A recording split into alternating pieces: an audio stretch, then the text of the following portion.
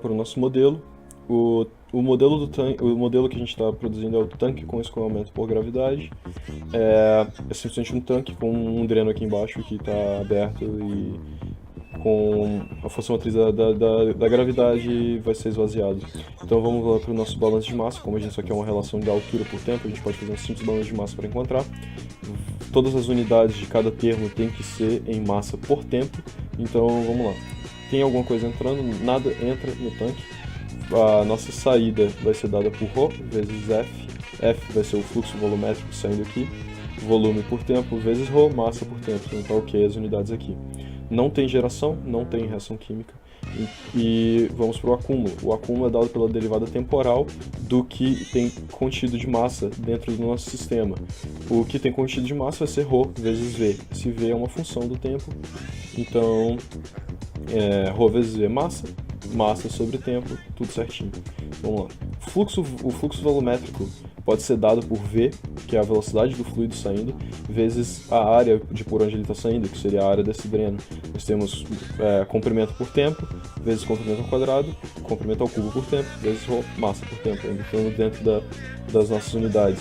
O ρ vai ser colocado para o lado de fora como uma constante, ele vai ser cancelado aqui dos dois lados, então vamos ter que dv dt é igual a menos v ad. Então o V ele pode ser dado pela área seccional do tanque vezes H. No nosso caso, a área seccional do tanque é uma constante, então ela não vai variar com o tempo. A gente pode jogar ela do lado de fora. Então ela não vai variar nem com o tempo, nem com a altura, ela vai ser sempre uma constante. Então a gente pode colocar ela do lado de fora. E nós temos então que dH dt vai ser igual a menos V AD sobre AT, que seria a área do tanque, e aqui a área do dreno. Então, nós temos duas variáveis dependentes e uma equação só para uma variável independente, que é o tempo.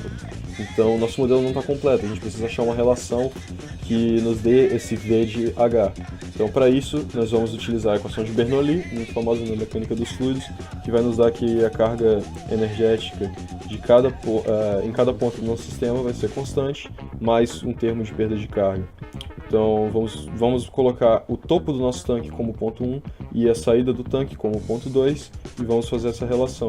Nós temos que a altura do tanque 1 vai ser o nosso termo de energia potencial, mais o termo de energia cinética do tanque 1, do ponto 1, mais a carga de pressão do ponto 1 é igual à altura do tanque 2, do ponto 2, pelo termo de cinética do ponto 2, e a pressão do ponto 2 mais a perda de carga. Vamos fazer as nossas simplificações, vamos assumir que a velocidade na superfície do tanque, aqui em cima, vai ser igual a zero, porque é uma área muito maior do que a área de saída daqui, então essa velocidade vai ser negligenciável na hora de entrar na equação, ela não vai fazer muita diferença, e a gente pode verificar isso pela equação da continuidade, que relaciona a velocidade vezes área, e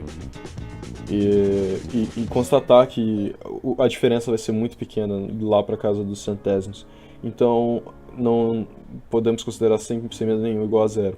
A densidade vai ser constante e os dois pontos estão sobre a mesma carga de pressão atmosférica. Então, a gente pode cortar os termos de pressão e a gente vai usar a altura 2 do dreno como referência. Ou seja, ela vai ser a zero e a partir dela a gente começa a contar. Então, simplificando tudo, nossa equação fica como H1 é igual a V2 ao quadrado sobre 2G mais HL. Esse HL é o nosso termo de perda de carga, né? Head loss. E a princípio a gente tinha tirado ele, tinha considerado que não teria perda de carga, já que o comprimento da nossa mangueira, do dreno, é muito curto, ele não daria uma perda de carga distribuída muito grande e pode ser considerada zero, mas a perda de carga localizada desse acidente é muito grande e a gente não tinha considerado isso, o nosso modelo não estava dando certo por causa disso. Quando nós passamos a considerar esse termo, que é a função simplesmente da velocidade ao quadrado, o nosso modelo se adapta muito bem, porque essa borda para dentro do tanque serve como uma borda de ataque e ela possui um cabo específico que vai alterar a nossa equação bastante. Então nós mantivemos aqui como kV ao quadrado sobre 2.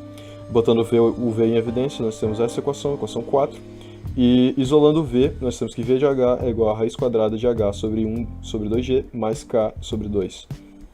Vamos juntar 5 em 2 para obtermos o nosso modelo final. dHdt igual a menos raiz quadrada de k sobre 1 sobre 2g mais k sobre 2 vezes a razão entre as áreas, a área do dreno sobre a área total. Nós poderíamos resolver isso aqui com uma integral e resolver isso aqui analiticamente, só que nós temos métodos numéricos para nos ajudar, então nós vamos utilizar o Python para resolver isso e nos traçar o perfil de altura com o tempo. Então vamos para o Python. Bom, esse aqui é o notebook do Python que a gente utilizou para resolver aquele problema. Então vamos começar, a gente vai importar o NumPy, tem o maior costume de programar com o NumPy, com a biblioteca NumPy. Mas a gente vai importar também, dentro do SciPy a gente vai importar o Integrate, que vai nos ajudar a resolver a equação diferencial com a ferramenta Adint, Matplotlib e como PLT, que vai ser para plotar os nossos gráficos. Então a gente vai começar definindo a altura inicial do tanque, que é de 0,15 metros, o diâmetro do tanque, o diâmetro grande, né, que é 0,18 metros, e o diâmetro pequeno, que é o diâmetro do dreno, que é 0,01 metros, é 1 centímetro. Então a gente vai definir as duas áreas, a AD e a AT, como a gente tinha visto na nossa equação. O tempo ele vai ser de 200 segundos, de acordo com a nossa curva experimental. A gente tem que esse tempo de 200 segundos seria ideal, seria o suficiente para chegar até o final da drenagem do tanque. E aqui eu estou usando para discretizar o nosso tempo. Ele vai ser um linspace de 0 até tempo em 200 passos, que a gente pode colocar mais fácil, vou até colocar mais aqui. Vou botar em 1000 passos, vai ser o número de pontos que a gente vai ter para calcular nosso tempo. Então, o que essa ferramenta faz é dividir esses 200 segundos em 1000 pontos diferentes para a gente calcular a nossa integral. Então, ela vai de 0 até tempo em 1000 passos. Vamos começar a definir a nossa equação diferencial. A gente vai definir uma função, um dHdt. Ela é uma função h de t. A gente já definiu k como 0,8, a gente achou isso na tabela do Fox para o acidente a constante para o nosso acidente de perda de carga. E a gente vai definir a função, o dhdt, que é a nossa equação diferencial que a gente quer, que vai ser retornada por essa função. Isso é igual a menos raiz quadrada, e o valor, isso aqui é importante, a gente tem que colocar o valor absoluto do que está dentro da raiz, porque senão o Python começa a encontrar o método de cálculo dele. Quando você chegava perto de um número, se não me engano era 1.6 vezes 10 a menos 2, alguma coisa assim, ele começava a baixar valores negativos dentro da raiz quadrada, e a gente começava a ir para a parte imaginária da nossa função, sendo que a gente só precisa da parte real. Então a gente coloca o valor absoluto para que a função se comporte da maneira certa. Aqui está a nossa equação, vezes a diferença de altura, e ele vai retornar essa nossa função. Então a gente usa esse def para declarar a nossa função. A solução de h vai ser o Odint, que é a ferramenta do SciPy que a gente importou aqui em cima do Integrate.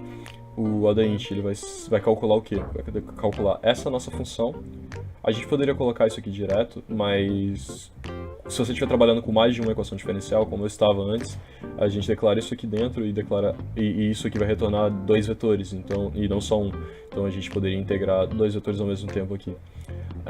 O ponto inicial da nossa integral é o h0, que a gente declarou ali em cima, e o passo da nossa integral vai ser justamente aquele vetor t, que é esse linspace de 1000 passos.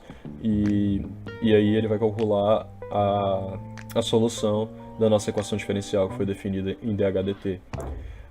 Aqui a gente está plotando a nossa curva experimental. Eu fui medindo de centímetro em centímetro a altura do tanque, então eu fiz um linspace de 0,15 até 0 em 16 passos, que são os 16 pontos que a gente tinha no nosso gráfico, contando com 0, e aqui eu fui escrevendo os tempos marcados no cronômetro a cada passo que foi feito. Isso aqui foi feito no trabalho 1. Então, aqui o comando de plot, ele vai plotar uma figura, eu tinha colocado para plotar inline mesmo, essa linha aqui manda plotar dentro da linha de código mesmo, e aqui você determina o tamanho da figura do seu plot. E aí beleza, o nosso ferramenta de plot, a gente vai plotar primeiro a solução simulada, então a gente vai plotar T no eixo X e solução H no eixo Y. Isso aqui a gente está chamando o tamanho dos vetores que a gente quer. Eu vou chamar o vetor inteiro, então esses dois pontos simbolizam o vetor inteiro. Se eu quisesse chamar, porque o sol H, sol underline H, ele pode ser, além de vetor, ele pode ser uma matriz. E você pode escolher qual dos pontos dele você vai querer. Se eu estou jogando ele inteiro, ele só vai jogar tudo que foi calculado. Se a gente estivesse trabalhando com mais de uma equação diferencial, eu teria que colocar 0 ou 1 para ver em qual dos dois valores calculados, qual dos dois vetores calculados ele vai plotar. Aqui só o tamanho da grossura da linha e a label, que vai estar na nossa legenda. Aqui eu vou plotar o experimental, mesma coisa, esse comando aqui para indicar que vai imprimir em pontos vermelhos. A gente pode mudar a cor e o tipo de linha também, a grossura também e o label.